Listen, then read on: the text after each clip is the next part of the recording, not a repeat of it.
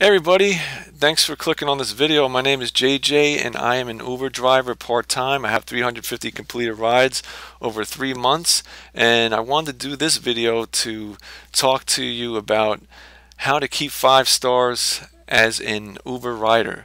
And really beyond that, why do you care if you have 5 stars or less? What does it matter as a rider? So we're going to go through that. So briefly, we all know that drivers need to maintain about a 4.5 or higher to continue driving on the platform, and that's because Uber has high standards. They want to make sure, there's not a bunch of slackers driving around with treating the riders badly and all kinds of other unsavory things. So that makes sense, but it's a two-way street. We also, as drivers, get to rate the riders. So again, how do you keep your 5 stars as a rider, and why should you care? I'm going to talk to you about that.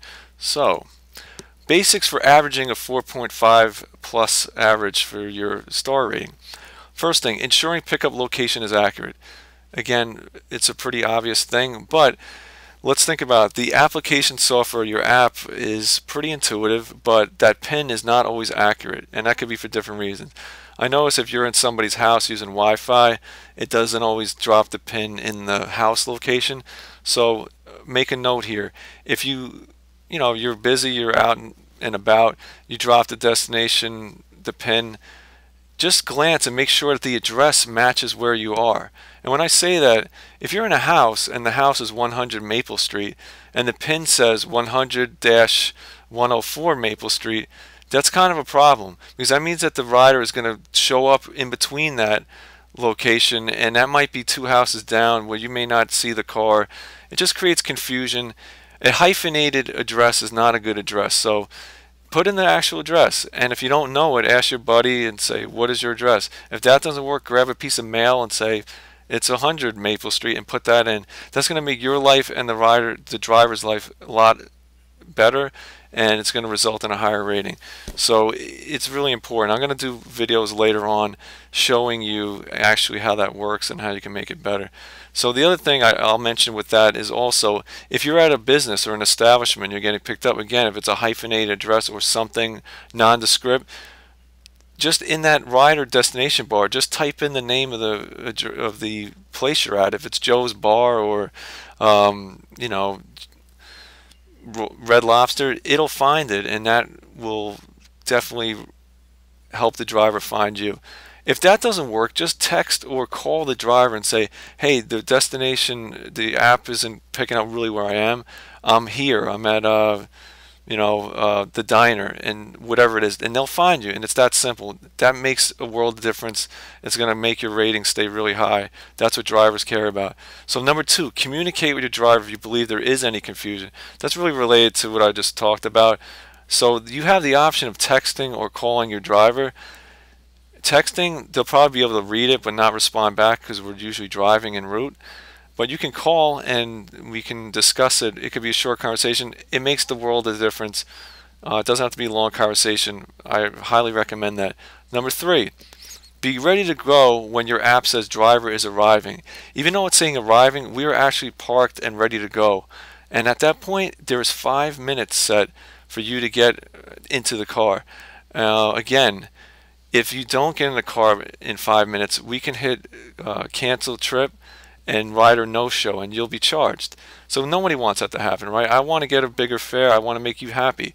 So what you can do is make sure that if you're not going to be outside within 5 minutes, to text or call and say, hey, I'm on my way out.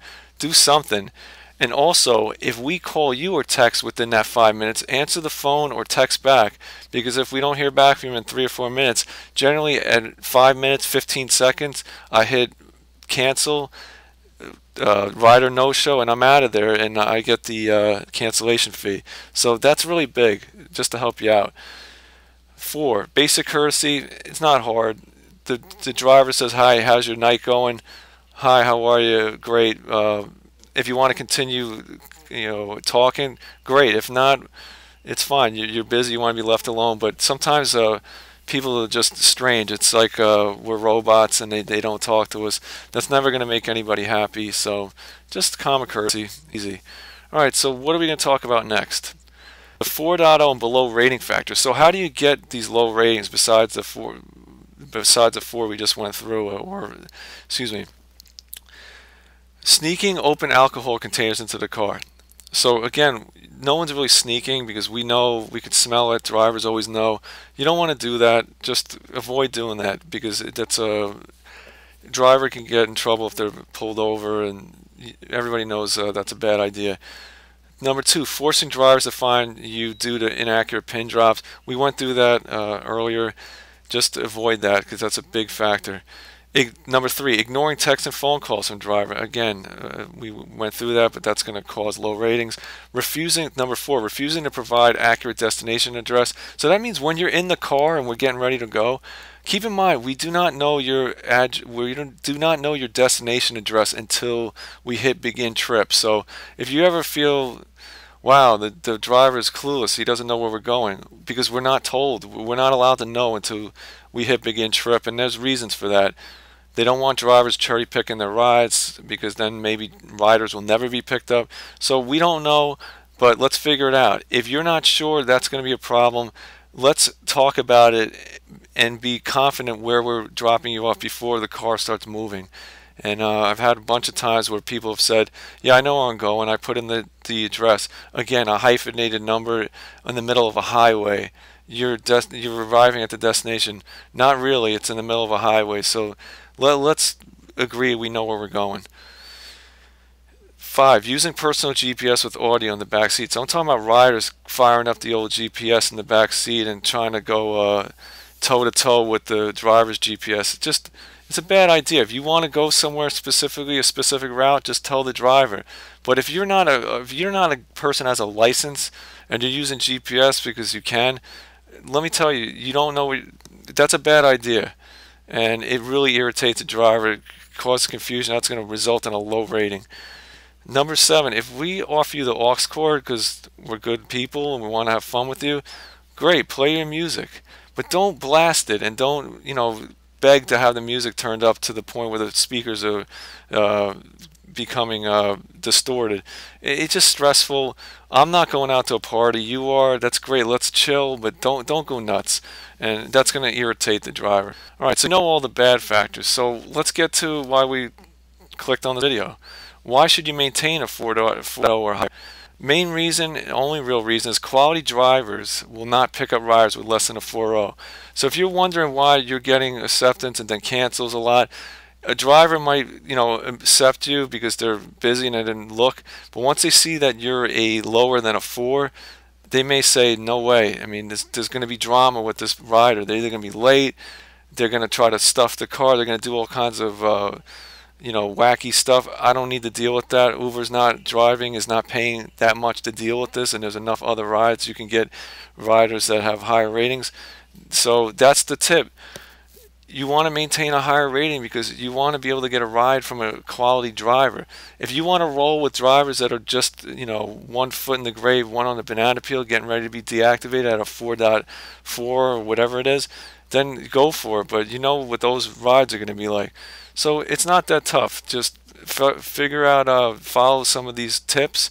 You'll be fine. If you have a combination of those low rating factors, you're going to get ones, and you're going to have to get another fake account because no one's going to pick you up anymore. So that's fine. So I'll give you another tip. How do you maintain this 5? Well, tip your driver. Oh, well, Travis and Uber says we're not supposed to tip. We're not allowed. Please. You're not allowed to tip? That's ridiculous. Most riders know they're not being that cool when they're not tipping, especially on these $5 rides.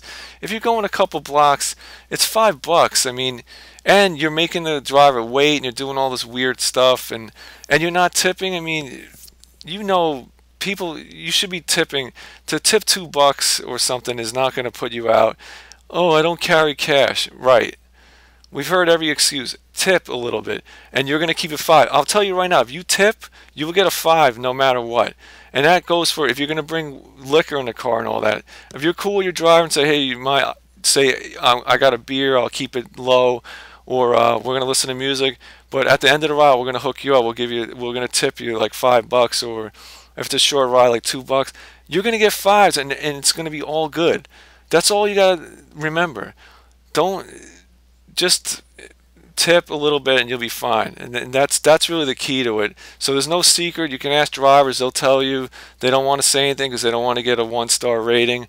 I'm honest with people. But I hope this was helpful. Any comments or questions, please feel free. And thank you very much for watching. Take care.